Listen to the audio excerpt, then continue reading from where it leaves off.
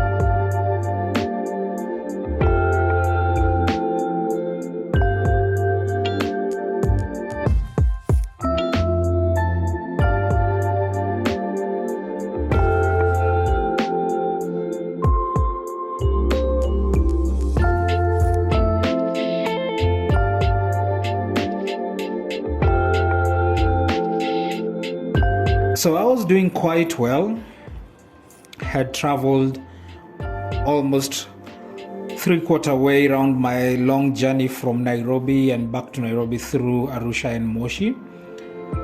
And I thought I had been very careful about my interaction with the cops in Tanzania until I was around 10 kilometers from Moshi town, and I was flagged down for overspeeding. The radar camera caught me at 75 kilometers an hour in a 50 kilometer per hour zone. And for that, I was fined 30,000 Tanzania shillings. The cop was right in the middle of the road. I don't think I was going to escape this. They were so happy to. I can't think of them being anything but happy to have flagged me down. And they showed me the radar and I paid my fine. In hindsight, though, when I was going through the footage, I realized I was flagged down for overspeeding. One, there was no sign, and if it was this sign, the sign itself had collapsed, and the second sign was right before the cops.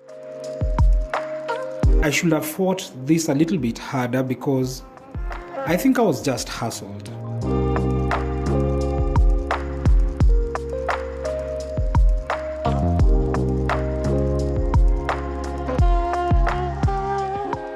I don't know if it was a permanent pot belly or he had just had a heavy lunch, but yeah, more like a Kenyan cop, this one.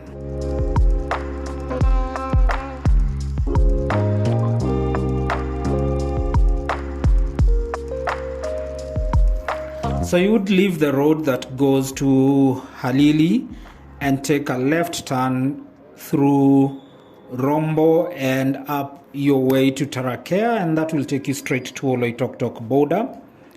The road to Tarakea is a constant climb.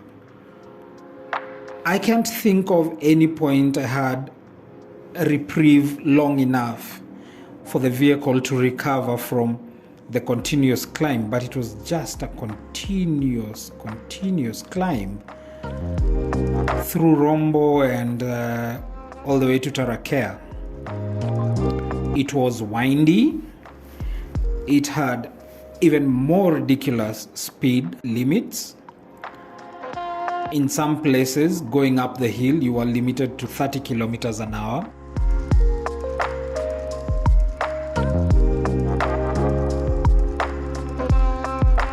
Judge for yourself. Do you think 30 kilometers an hour is a reasonable speed to go up these hills? And don't tell me it was town centers only, because there were hardly any town centers to write home about or large enough to justify a 30 kilometer speed. And where there were 30 kilometer speed limits, you will still find bumps. So it's not like you could go above that, far above 30 kilometers an hour.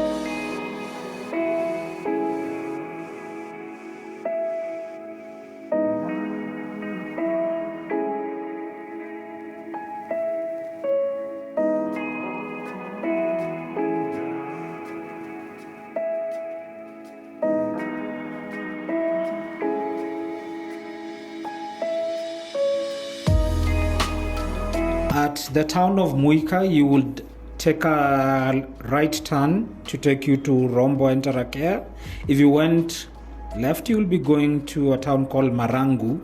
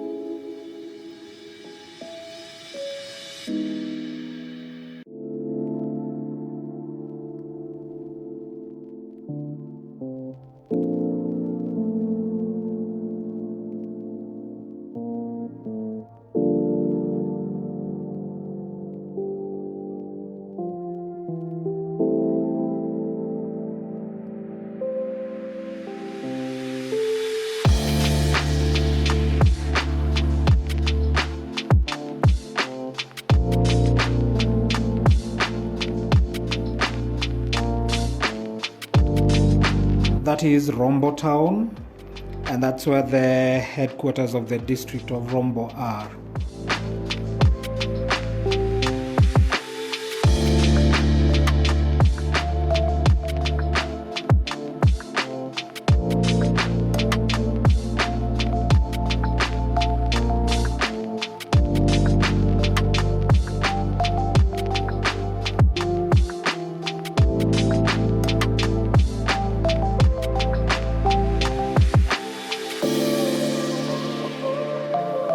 Getting to the last town before getting to the border, I decided for a quick toilet break and a stop, and I went to this really decrepit bar, and let me tell you guys, this bar has the best grilled chicken, bar none, I have eaten anywhere. Best grilled chicken you could ever eat. If you could get over how it looks and the level of hygiene, you will be treated to the best chicken you will eat anywhere. And my only regret is I only bought half a grilled chicken and only ate it after I had crossed the border into Kenya. Had I not crossed the border, it was totally worth driving back to pick some more.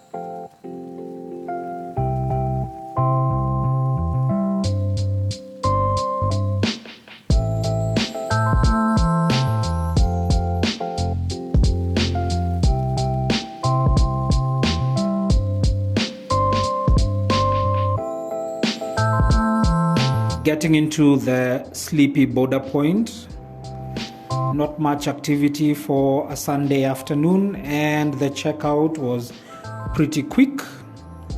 They needed proof that you had accessed the border from Namanga, so that's by showing your passport. They also needed proof that you had been allowed in having shown a negative COVID test within the 72 hours, which I had, and you leave some documentation for the vehicle that stops you from selling the vehicle whilst you're in Tanzania, just to show that the vehicle crossed the border into Tanzania and now it has left Tanzania again. So that's all. Doesn't take that long, probably took me around 15 minutes to do everything.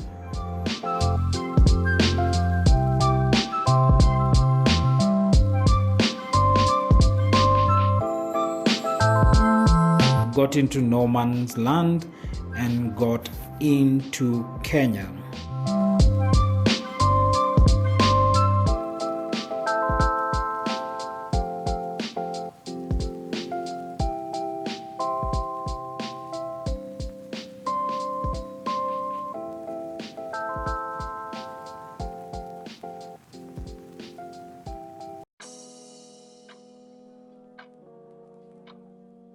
Things were a little bit more complicated now that I had my COVID test that was more than 72 hours old.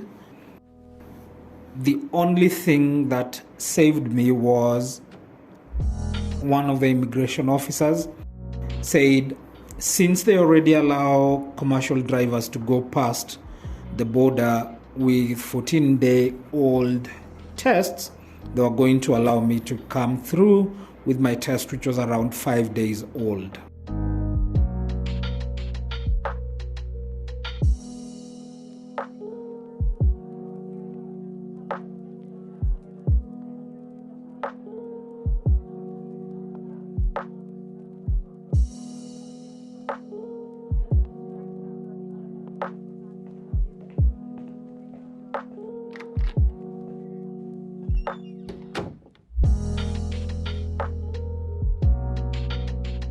Having crossed back into the motherland, the first thing I felt most relieved about, and there was this really tension that I had in my body, was on maintaining speed limits. Now, unfortunately, and I know I shouldn't be that happy about it, but unfortunately in Kenya, speed limits are one of the things that is observed by breaking it, if that makes sense. I'm not really a fast driver, to be honest, but the shackles of having to drive at 50 and 30 kilometers an hour in Tanzania really had built so much tension that your head is constantly on a swivel, wondering, are you doing too much of a speed? Was there a speed sign and things like those? So a little bit, it felt nice to come back into Kenya.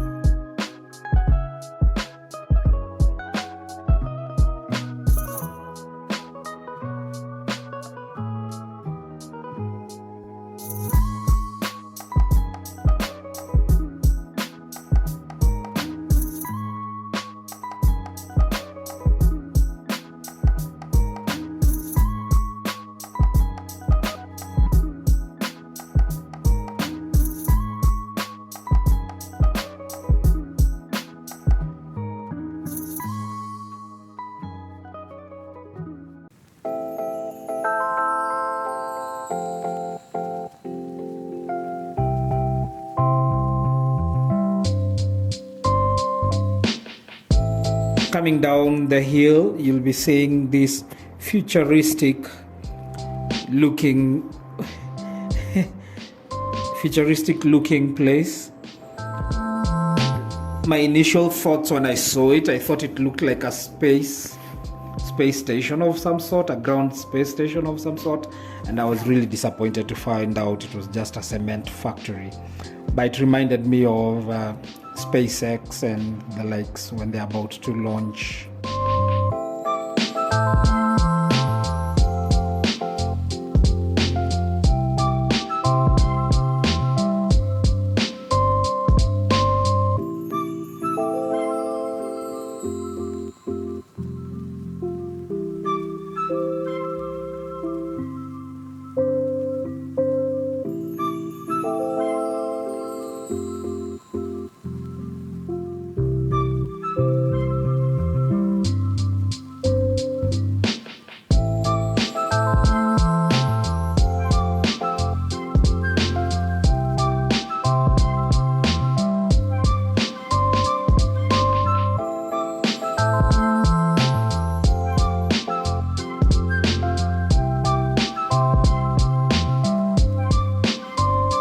So on your way back, you'll be cutting through the expansive Amboseli National Park. On one side is Amboseli and on the other side is Kimana Conservancy. It's very easy to see wildlife on your drive from Oloitoktok to Emali. They're really close to the road, and it's fully expected that wildlife will be crossing over from one side of the road to the other one. So care is required. Watch your speeds, and especially for people driving at night, it's been known to cause accidents when they encounter animals crossing at night.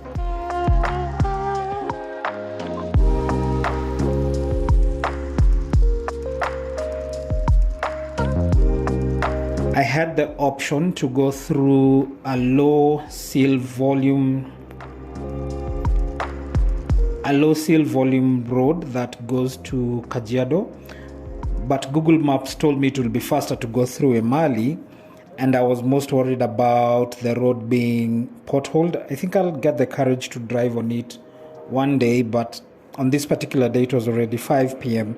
and I didn't want to risk a bad road. So I stuck to it and went through Emali and to Mombasa Road.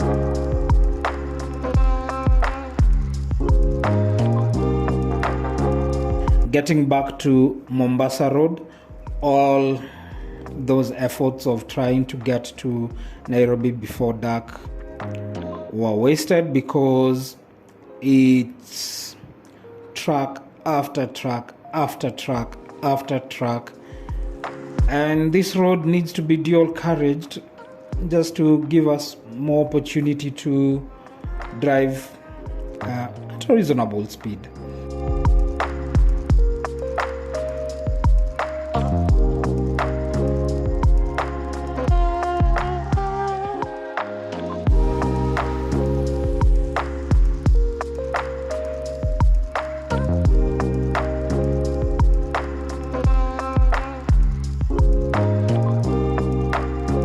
It was even worse when you encounter a truck trying to overtake another truck.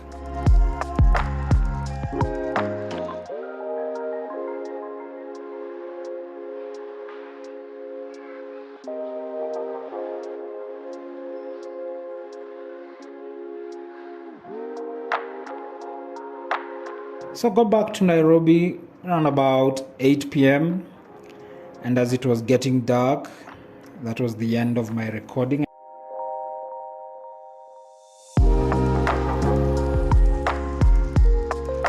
So that was it. A journey of 696 kilometers over 3 days, and that was fun. I loved it, and I wonder what part of the drive and the stays did you enjoy the most? And I can see if I can cobble up a bit more footage on it. What did you think of the drive?